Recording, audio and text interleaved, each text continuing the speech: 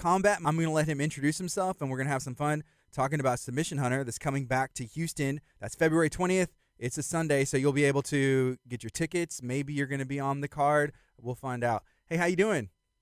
Good. How are you? I'm good. There's a lot going on in the world, and one of the most important things that I think we need to talk about is Submission Hunter. When's Submission Hunter coming back, and what can people expect at a Submission Hunter event? Um, Great question. So, Submission Hunter will be back here in Houston at the Bio Event Center February 20th. It's a Sunday, so we'll make it early. That way, people can get to work and school on time the next day. But it's going to be an exciting event.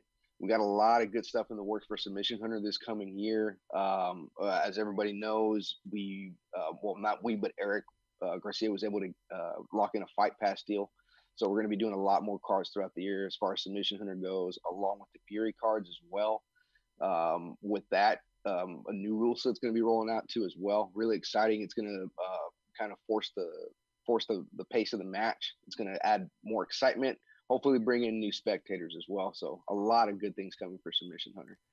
I saw that you, from your social media, that you went to the UFC Apex for that event, Uh huh. and Christian Guzman, he was that first one on that card, and I Yeah. had a chance to talk to him before. What did you think about that event, and what was it like out there? Oh man, that event was awesome. It's kind of surreal, walking into the UFC Apex because that's just something you see on TV. So when I got the call from Eric to go ahead and go be the head referee there, like I mean, I'm not gonna say no to that. So that was pretty awesome. And what was even better was we had Christian on the card, and he was the first match up, and I mean he represented Houston well. He represented Professor Jacolino very well. So it was awesome to be able to be a part of that, and be able to see him do that. Okay, so whenever it comes to Submission Hunter, Mhm. what kind of role do you play with the organization? So I just recently took over all the matchmaking for Submission Hunter. Prior to that, I've been the referee for them, man, since like maybe March or April of 2020 is when I started refing for that, and then this past year also took over the position as head referee for Okay, what kind of rule set changes are coming? You mentioned earlier some things to speed up the pace of the match. I did watch that Fury grappling event. I watched the UFC Fight Pass Invitational, and I think they're both great for the sport. The rule sets were a little bit different than I guess past Submission Hunter events. What kind of changes are coming to Submission Hunter? them. The biggest one being that so here's the problem with a lot of submission only events is they kind of promote stalling because most people are used to like, okay, well, I can score points and then I can just kind of get to position. I can hold here. I can get the sweep and win at the last, 30 seconds or whatever, stuff like that, or win by advantages. To whereas submission only events, we don't have that. Only in title fights and only in overtime. So a good way to kind of combat stalling and promote a faster paced match was it's a more exciting match to watch. We're going to be bringing in the coin toss rule, or called get it to the ground rule. So depending on the division, um, typically we're going to give the fighters 90 seconds from the minute the referee says go to get it to the ground. So if there's back and forth stalling, or one person stalling, or one person just sits, which is what we're used to, then we're going to start the clock 90 seconds. So as soon as the 90 seconds hits, we got one referee is going to let the other one know, hey, 90. All right, cool. Stand the fighters up. We'll take a coin, flip the coin. Blue corner would be heads, red corner would be tails, whichever it lands on. We're going to let the competitor, whoever wins the coin toss, pick a position. And they're going to start either top position, trying to pass the butterfly guard, or they can start on the bottom with butterfly guard, double underhooks, trying to get the sweep to force the pace. So that's the big change that's going to come in. We got to play with that at the UFC Apex last month, and it worked out pretty good, especially for a lot of those matches where it was just kind of they weren't just necessarily stalling, but at that skill level, it's just really, really hard to get something to happen. So it, Right. it helped push the pace a lot. Yeah. What's been the feedback so far? I mean, even if you tell these competitors the rules or the guys who competed at the Apex, what's been the feedback? Um, Really, it wasn't anything bad. There was a little bit of confusion coming from the guys who had introduced the rules as to whether the person on bottom gets double unders or not. So we rectified that. But I think overall it was pretty good feedback. As far as like spectator wise, everybody was like, dude, this is the best event I've ever been to. And that rule of like, if they're stalling or if nothing's happening, getting it to the ground with the coin toss, like we really, really like that. So I think it worked out. Of course, everything is a work in progress. So we may have to tweak some things along the way, but I think overall it's been pretty good. You mentioned the spectator wise. How important is that? Is that the secret to taking grappling and jiu-jitsu to the next level, making it more mainstream? I believe so. I really do. And I think of course, it's going to start with all of us who are very passionate about grappling, jiu-jitsu, combat sports. But there were some people at the apex to where they were just kind of along with their significant other. They hadn't really Hmm. been to a grappling event, and even they were like, "Whoa, holy crap, this is awesome!" Yeah. You know. So I think, yeah, for sure, it's what it is. And then really, what everybody liked about that event too was it felt very, very personal because it wasn't like a huge event where we had hundreds of people there. We had maybe a little bit over 100, if that. But they were like, man, this just felt awesome. The atmosphere is great. Like it was quiet when it needed to be. It was loud when it needed to be. So I think definitely for sure the spectators are what's going to make it happen. That's awesome. Okay, so the Submission Hunter event, you're the matchmaker. So is there a lot of people reaching out to you? They even put your email up. That's why I was like, oh, I'll reach out and see if he wants to talk to me for a bit. You know, Yeah. do people hit you up and say, hey, am I on the card? You put me on the card, or I want this person, or what? Oh yeah. Yeah, all the time. Like my phone, like night and day, just buzz, buzz, buzz, buzz, just emails, or not even emails. A Yeah. lot of it's just like Facebook, Instagram. Like, hey man, I want on the card. I want on the card. And I get it. I appreciate it. I love that that's happening. It's just, it's hard to match everybody, especially when with, as big as our community is here in Houston. Yeah. It's just hard to match everyone. I'd love to have everybody on the card, but unfortunately, it can't work out that way. So, How soon before event do you try and have that all finalized?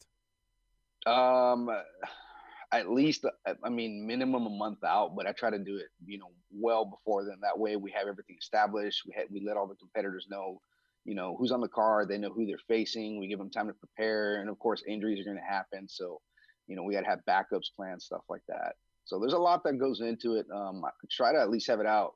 You know, Ideally maybe 3 months if we know that we have an event coming up, but minimum at least a month before the event, if not a little bit more than that. Whenever you are making matches, what goes into making that decision? Like, I'm going to match this person. Is you try and match styles or conflicting styles, or what do you look for? Of course, styles make fights, as we all know. So that's a big part of it as well. Weight is a big thing too. Um, I try to take body type into consideration as well. Because if you get like a short guy against a really lanky guy or a really tall guy, there can be a lot of stagnant moments in that match, or it can really be overmatched, and that's really what I want to try to make sure that doesn't happen. Is I don't put something that's like a huge mismatch, because that doesn't do either fighter any justice, especially when they're both going out there to compete. So I try to make styles, um, try to combine styles the best I can. For the Fury grappling event, there was a lot of UFC guys, professional grapplers. There was just, high level across the board. And I know that Submission Hunter in the past, there's UFC veterans and current people that are in the UFC. They compete as well. Is that something y'all are going to be doing as well? That same thing Fury did in the future? It's something that's been talked about as far as I know. But ultimately the decision, that lies with Eric. But yeah, that's if we can make it happen, we will. Because again, it's good for the sport. We're trying to grow it, and having big names will again bring in spectators. And not only that, it gets us the views that we need on Fight Pass as well. Gets more Hmm. exposure. If you're just joining us, I'm talking to Steve Portillo. Steve, can we learn a little bit about your background? I mean, where did you grow up? When did you start training? And how did you end up here in Houston?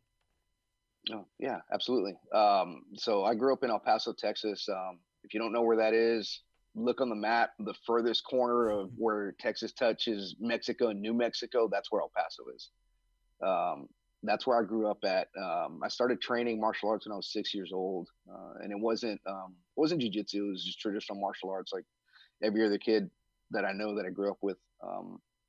But we did really back then. I mean, there wasn't a whole lot of jujitsu around. It was really, really hard to find.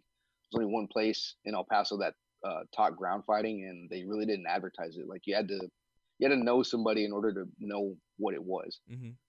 And it wasn't until I was I joined the Air Force when I was 19, no 20. I'm sorry, yeah, joined the Air Force when I was 20, and it wasn't until I was about 23, almost 24, when I finally got introduced to Brazilian Jiu-Jitsu, and I mean, I just fell in love with it from there.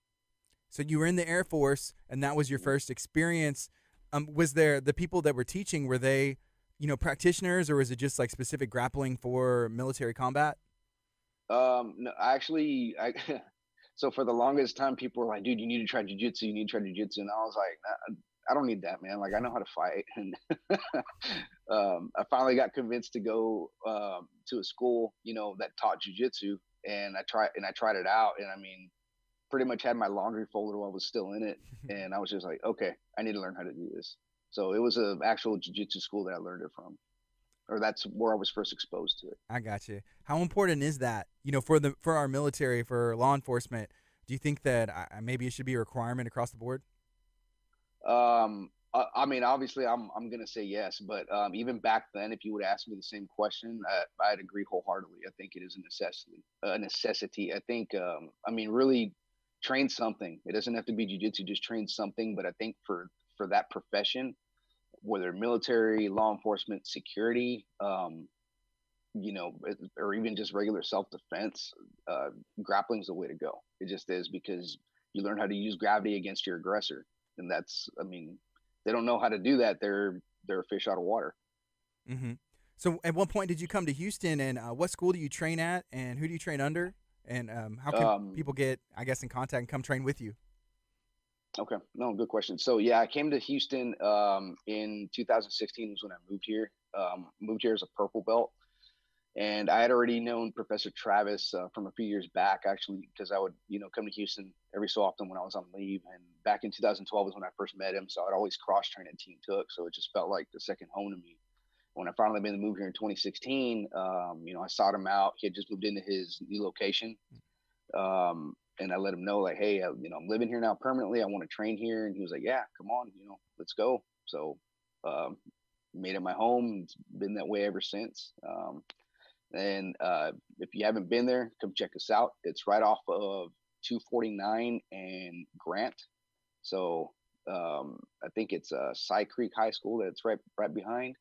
You can catch me there, or if not, the majority of my time now is kind of spent at Torres Jiu-Jitsu, which is off of 2920 in Gosling, or actually 2920 in Rhodes. So North Houston, it's in Spring.